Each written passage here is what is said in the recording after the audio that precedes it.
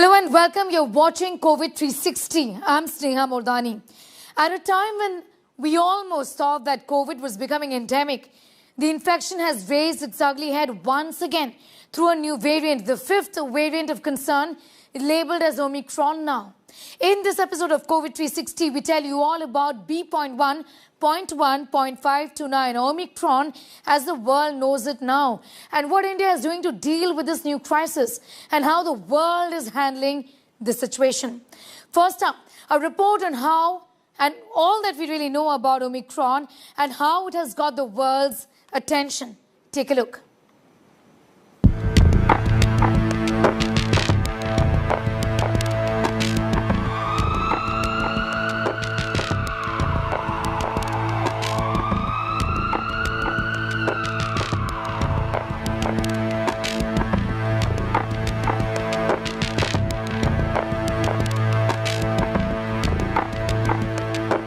The overall global risk related to the new variant of concern, Omicron, is assessed as very high, says the World Health Organization in its newly released technical paper titled Enhancing Readiness for Omicron. The WHO has identified the fifth variant of concern and it has sent everyone on a tizzy. There is alarm and panic. So with this bolt from the blue, are we back to square one in our fight against COVID-19? Here's what we know about the new variant, Omicron. B.1, .529 Omicron was first detected in South Africa. It could have originated anywhere but South Africa. It was detected here first. Scientists say the new variant of concern, the fifth one, carries a high number of mutations in its spike protein. In the new variant, there were 50 mutations overall, with more than 30 on the spike protein. It's that no region, no country, no community and no individual is safe until we are all safe. Emergence of the highly mutated Omicron variant underlines just how perilous and precarious our situation is. So will the vaccines protect against it, and is it more transmissible? It is a variant of concern and it has spread very rapidly. We need much more clinical information on the severity of illness, much more clinical information on when it infects a vaccinated person, what it does, how severe is the breakthrough infection. But where did it really come from? A theory suggests that the new variant is likely to have evolved during a chronic infection of an immunocompromised person. Right now, it has been seen in more than a dozen countries like the Netherlands, Israel, the UK, Canada, Denmark, Australia, Belgium, Botswana, Britain, Denmark, Germany, Hong Kong, Italy, France, and South Africa, where it was first detected. Is the new variant more lethal? The World Health Organization has called for caution in the initial stages of dealing with this variant, saying they don't know yet if it is more lethal, but certainly it can cause reinfections. It can also cause community transmission or clusters. Preliminary information suggests an increased risk of reinfection with this variant. Researchers are still looking into the data on deaths caused by the variant. We're going to have data on at least a couple hundred more sequencing in the next few days. And I think the clinical information will come in the next week to 2 weeks, after which we will be able to interpret this information. Will the Omicron variant dodge immunity provided by vaccines then? Scientists are researching on how effective existing vaccines might be against this heavily mutated variant. The WHO has said there is little information just yet on this matter. Breakthrough infections have been reported in South Africa among people who have received the Johnson & Johnson, Pfizer-BioNTech and Oxford-AstraZeneca vaccines.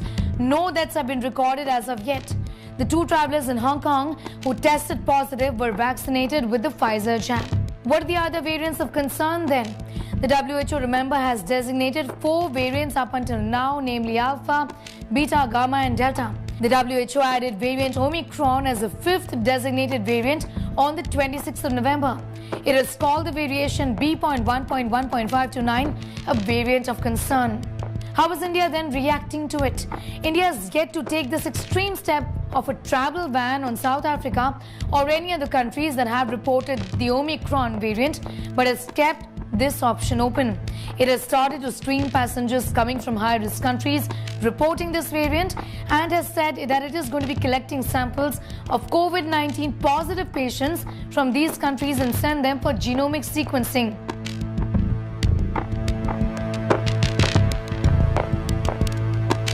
Several countries have announced travel bans while others are tightening border controls in what feels like a never-ending battle against coronavirus.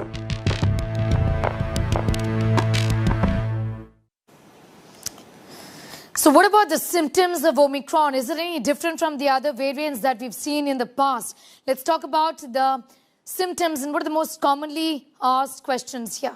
Are the symptoms any different? Yes, they appear to be different. What are the new symptoms in that case? Well, tiredness, a scratchy sore throat, mild muscle ache and dry cough are the symptoms of Omicron is what is seen in terms of anecdotal evidence up until now. How is it different from previous symptoms? The previous symptoms, remember, the most common ones were loss of smell, taste, cough. But these symptoms are not seen yet in those patients who have been diagnosed with the Omicron variant and have been said to be in fact positive, COVID-19 positive. Will RT-PCR tests help diagnosis? Yes, says the World Health Organization. Does it cause more severe disease is the big question, because there's a big concern then. WHO says that they are not really clear about this yet. Does it cause more infections in that sense? That is it more transmissible? It is believed to be more transmissible. The WHO says it is unclear if this is more transmissible. Are symptoms of Omicron really different is what is the question that everybody is asking, and that is really a little different from what we had seen in the past. Let's now take a look at how India is battling the crisis and the kind of precautions we as a country are now taking to ensure that Omicron is kept at bay. The super mutant is spreading across the world. Omicron, the new variant of coronavirus, is detected in over 15 countries, including South Africa, Botswana, Hong Kong, Canada, Belgium, the UK, Germany and Austria. The World Health Organization has warned the overall global risk from the new variant is very high. Japan and Israel have already shut their borders to foreigners, while India hasn't issued a blanket ban on international travel. It has imposed restrictions on passengers from at-risk nations. For passengers travelling to India from high-risk nations, a negative RT-PCR report before departure is compulsory. Passengers will undergo a second test upon arrival. Those who test positive will be shifted to care centres and their samples will undergo genome sequencing. Those who test negative will be in quarantine for 7 days. They must take a third test on the 8th day. Passengers travelling from other nations also need to show a negative RT-PCR report. 5% of these travellers will be tested randomly at the airports for COVID-19. There is no mandatory quarantine or further testing on them. At this moment, no, it's a matter of concern. Definitely it's a VOC, but there is no reason to panic, but we should be careful like any other variant. States like Maharashtra, Karnataka, Kerala and Madhya Pradesh have stepped up passenger screening efforts. The central government has asked states to prepare their healthcare infrastructure for any emergency. Experts warn that Omicron escape immunity and might be more transmissible. Vaccines and COVID-appropriate behavior are key to stopping Omicron, experts say. There is some concern because of the mutations in its genome and the changes in the amino acids in its spike protein, that this variant may be able to partially evade immunity against infections due to past variants, or partially reduce vaccine efficacy marginally against mild, moderate infections and transmission. While the government has announced several restrictions on foreign travellers, implementing them on the ground remains a challenge. With Milan Sharma, Bureau Report, India Today. India has not banned travel just yet, but undoubtedly we are on our guard, and why not? There are travel guidelines amid threat of the spread of the new COVID variant. And what are these guidelines then that India has brought about? Let's talk about high-risk nations. A negative RT-PCR test before departure is required. A second RT-PCR test on arrival in India. Genome sequencing is extremely important when it comes to people coming in from this country. If they've tested positive, then the samples will be going in for genomic sequencing to understand if at all the patient has been infected with the Omicron variant. A mandatory 7-day quarantine for all is required. And when it comes to other countries which are not high risk, essentially, a negative RT-PCR test is also important before departure. Sample testing on arrival in India, again, genomic sequencing in case tested positive. No mandatory quarantine and no further tests required, unlike for those people who are coming in from high-risk nations. Now there is a raging debate about ban on international travel from countries that have reported Omicron. The World Health Organization as of now is dead against it, saying that South Africa is actually being penalized for making the world wake up to the new threat. India, meanwhile, is waiting it out. Here's more.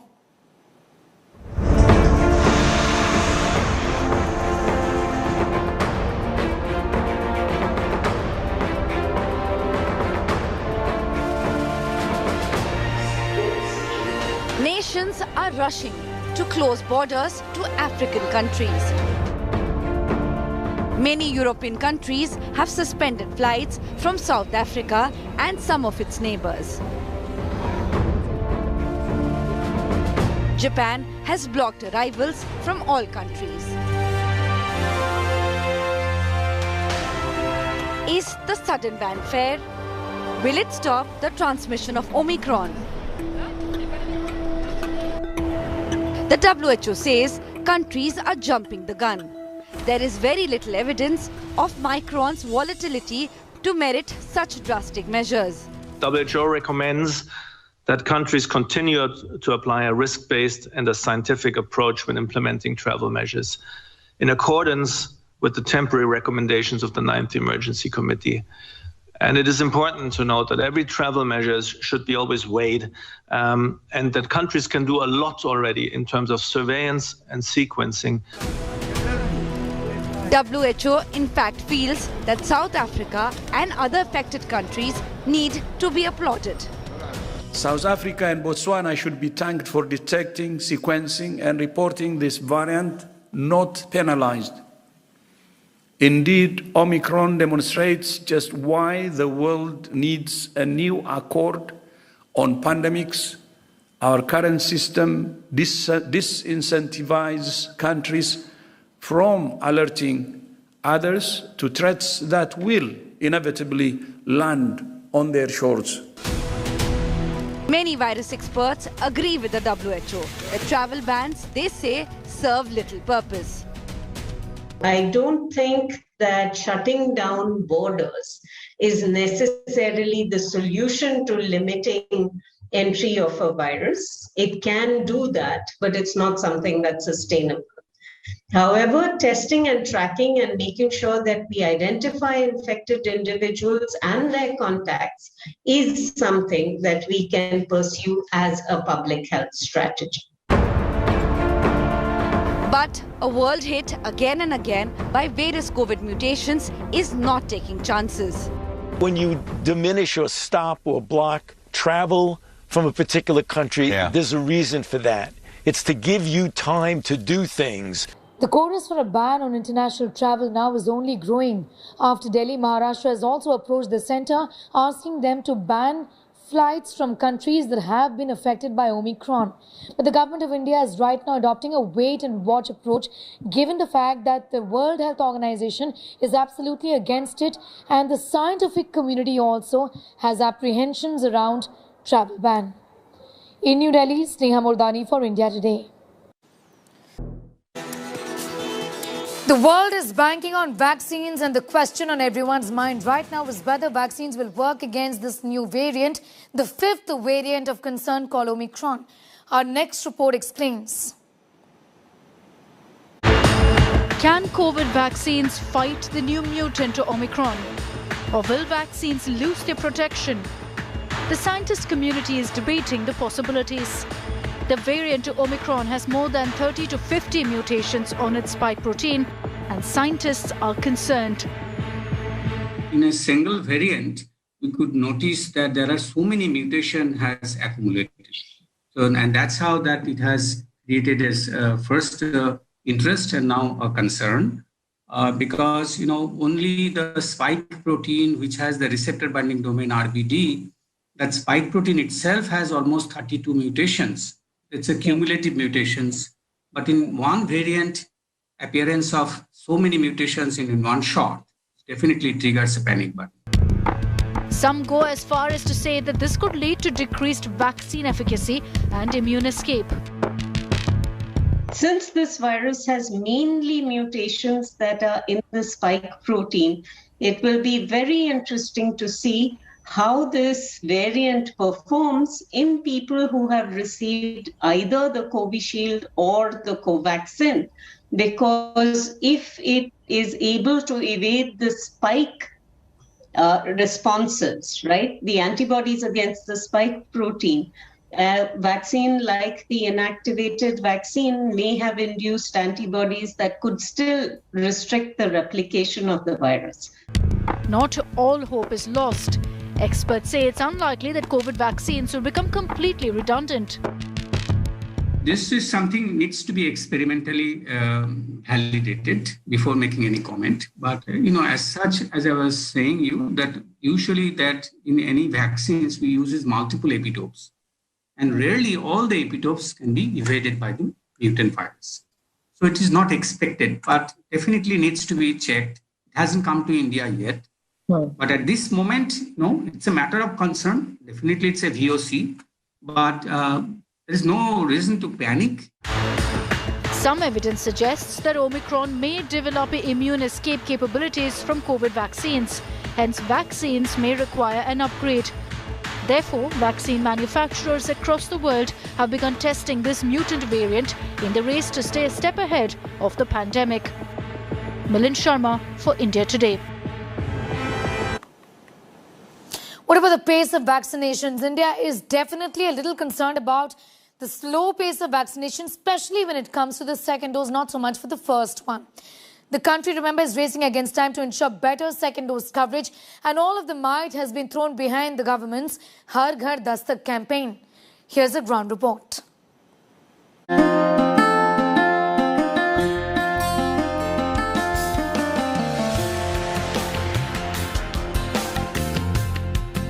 It is the next big challenge in India's pandemic fight, the war against the hesitancy virus. The government has now taken this fight door to door. Asha, ANM and other village-level health workers from Uttar Pradesh are carrying out the government's Har Ghar Dastak campaign, door-to-door campaign to beat vaccine hesitancy, encouraging them to take a shot against COVID-19.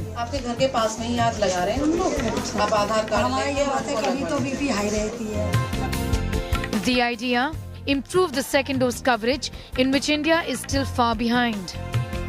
India's second dose coverage is at 45%, far below the expected coverage of 100% by year-end. First dose coverage stands at almost 83%. Reasons for this lag are many. घर में किसने नहीं लगवाई है? मेरी सास ने अभी नहीं लगवाई। क्यों नहीं लगवाई? उनको ना अस्थमा की प्रॉब्लम है, तो अभी हमने डॉक्टर से कंसल्ट नहीं करा है। अब कंसल्ट करके उसके बाद ही लगवाएंगे। कल देखते हैं फिर हम। आपकी कोई दवाई चलती है? हाँ। 23 साल क्यों? 23 साल में क्या दवाई चलती है मैडम? मतलब जो कि उसमें बच्चादानी में रस हो रही है ना, उसकी चलती है। तो इसलिए वैक्सीन नहीं लगवाई। कभी डॉक्टर से पूछा आपने कि अगर वैक्सीन मैं लगवाऊं मुझे कुछ होगा कि नहीं होगा? अभी नहीं पूछा मैंने। आप पूछोगे या लगवाओगे अभी जाके? अब पता नहीं, पूछनी पड़ेगी पहले तो। मैडम आप लगवा लेना, अभी जाके लगवाइए आप। ठीक है। There are some who are afraid all this while, but have finally mustered the courage. डर तो लग रहा, मुझे नहीं लगवाई। तो अभी इनके आने से आपको डर लग रहा है कि कुछ नहीं होगा? मैंने लगाई, जब सब लगवा रहे तो मैं भी लगवा लूं। किस बात का डर? बस इन्हों ही कह रहे कि सब इसे लगवाने से मर जाएंगे। As is evident, most people in this particular locality seem to be suggesting that the people who have not taken the vaccines are the ones with some underlying healthcare conditions. The ASHA workers here are trying to tell them that even if there are underlying healthcare conditions, then there is a way out of the situation. You can always have a consultation with the doctor and decide on how to go about taking the vaccine. But vaccination is a must, is what the healthcare workers here are trying to communicate very regularly to the people living in this area. See, somewhere we are dealing with a segment of people. See, illiteracy is one issue in the country. So I think that is a hurdle in the thing. See, they don't know the merits of the vaccine. So once we tell them the merits of the vaccine, they definitely take it up.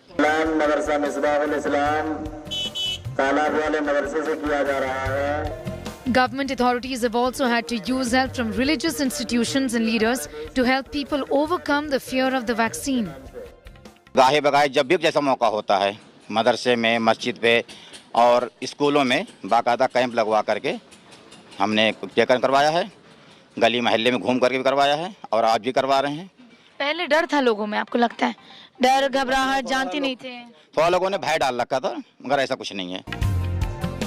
Government sources say they hope for at least 90% coverage of the population using the first dose by year-end.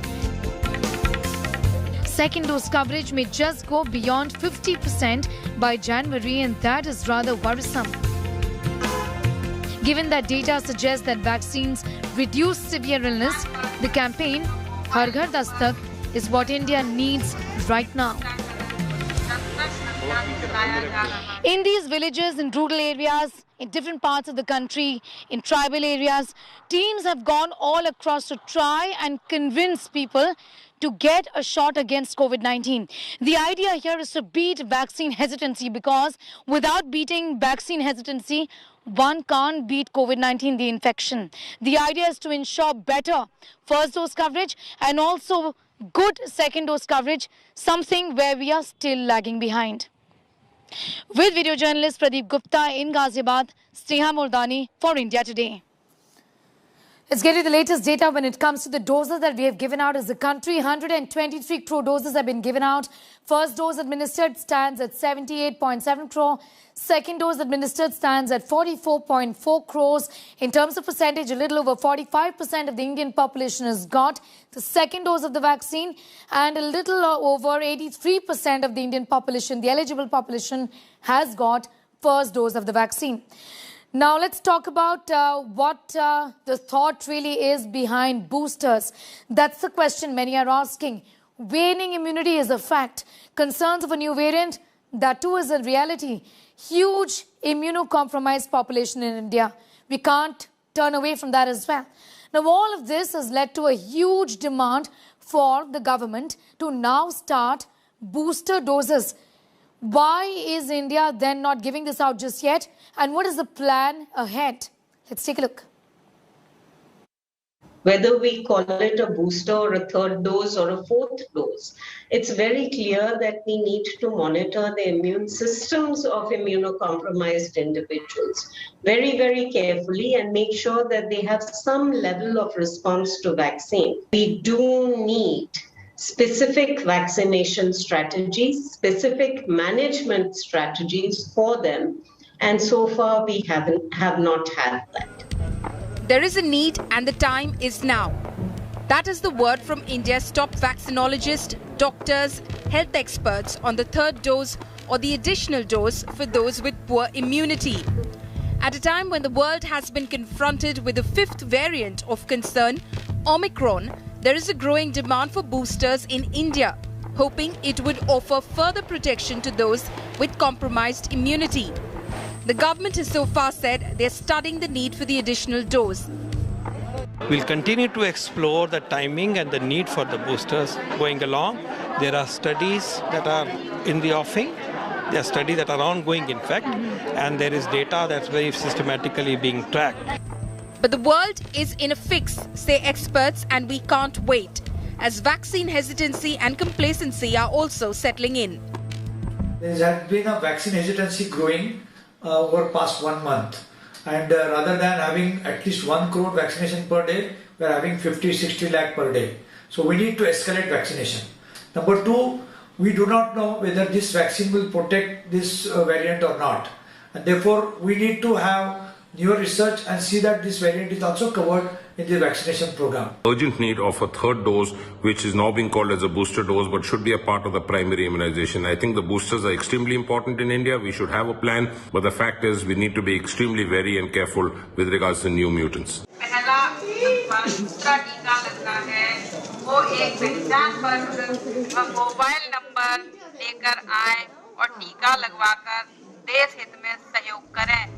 The focus, however, of the government is on the second dose coverage. The Prime Minister on Saturday took a review meeting in which he took stock of the slow pace of the second dose coverage in India that stands at around 45%. The National Technical Advisory Group on Immunization is all set to meet towards the end of this month to discuss the need for booster doses for the immunocompromised population in India. A decision is obviously going to be depending on the kind of threat India perceives vis-a-vis the fifth variant of concern. A lot is going to depend on how India is analyzing the situation to protect its immunocompromised population in the light of the World Health Organization identifying the fifth variant of concern. In New Delhi, Sneha Murdani for India Today. That's all we could pack in this edition of COVID 360. Until next time, do maintain COVID-appropriate behavior and get a shot against the infection if you haven't already. Thanks for watching.